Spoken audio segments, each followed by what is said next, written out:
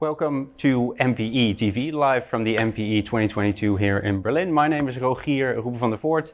I'm the CEO of a company called PCN, and I'm joined today by Ciaran O'Malley, who's the VP of Ecommerce and Financial Services. Maybe let's start talking about, to make sure that we set the stage, what is open banking?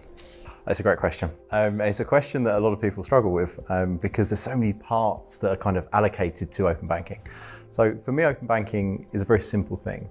It's the concept that you have access to data created within your bank due to your transactions and things that you've done. So if I've made a payment, that data point belongs to me, it's mine, and I should be able to access it wherever I want to. The second area is that actually I should be able to access services from my bank outside of that primary bank. I should be able to make a payment on a merchant website from my bank without having to do it within my bank. And the reason for this, the reason why it's so important, is the fact that banking by its very nature focuses on stability rather than competition. We all want stable banks. We don't want to have hundreds of banks competing and then maybe having challenges. But that does come at the expense of competition and new products. So what open banking is doing is it's balancing that. It's allowing third-party providers to come in, build new solutions, do great things with data, great things with payment products, without challenging the financial stability of the banking sector.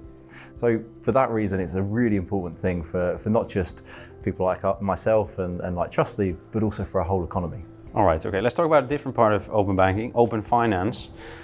What's the difference? Open banking and open finance. How do I see where maybe there are similarities as well, but what is the main similarities and differences, let's say?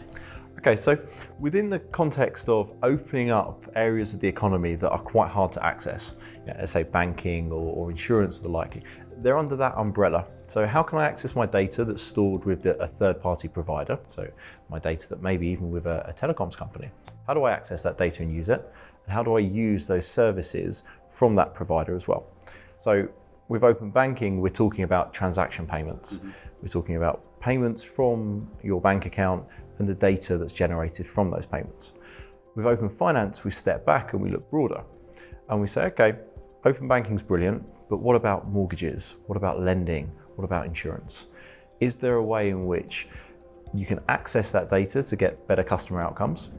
Could I share my transaction data and my mortgage data with a mortgage broker to get a better mortgage rate? Right? That would genuinely impact people's lives. It's a really positive opportunity.